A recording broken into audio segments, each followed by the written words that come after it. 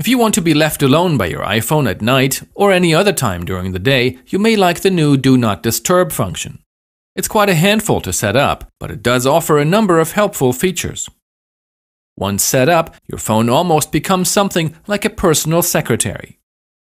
Do Not Disturb makes sure your phone stays quiet during incoming calls and also keeps the screen dark. Contrary to flight mode, which actually cuts your phone off completely, the Do Not Disturb function allows for a number of exceptions. Let's check it out. First, we go into Settings and select Do Not Disturb. There we get a number of settings options.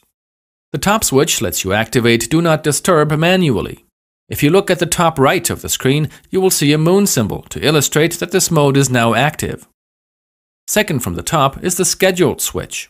This function lets you activate Do Not Disturb during a certain time frame, between midnight and 6 a.m. for example. If that's what you want, simply move the switch to the right. You now get to set the beginning and end time. Click on the arrow pointing to the right to set the time you prefer. I'm going to go with midnight to 6 a.m. Now tap on the arrow pointing to the left, and your iPhone will activate the Do Not Disturb function every day between midnight and 6 in the morning. As I said in the beginning, the Do Not Disturb function allows for a number of exceptions.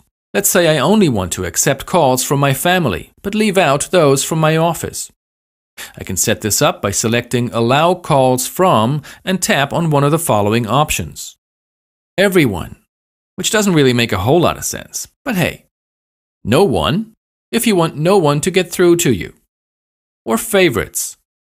Favorites will only allow callers you have previously marked as favorites in your contacts. I explained how to do that in a previous video. This mode is probably the most sensible of them all. As an alternative, I can also select All Contacts. This way, only known callers saved in my contacts will get through. To get back, click on Back in the upper left corner. Another possible exception is Repeated Calls. Let's say you have a friend who is not on your favorites list but really needs to get in touch with you. If he calls several times in a row, he'll be put through to you the second time he tries. All the way on the bottom, I can set whether I want the iPhone to use the Do Not Disturb mode always or only while iPhone is locked. And that's it. Now you know everything there is to know about the Do Not Disturb function. Quite a lot, isn't it? Well, I don't know about you, but I don't want to be disturbed for a while.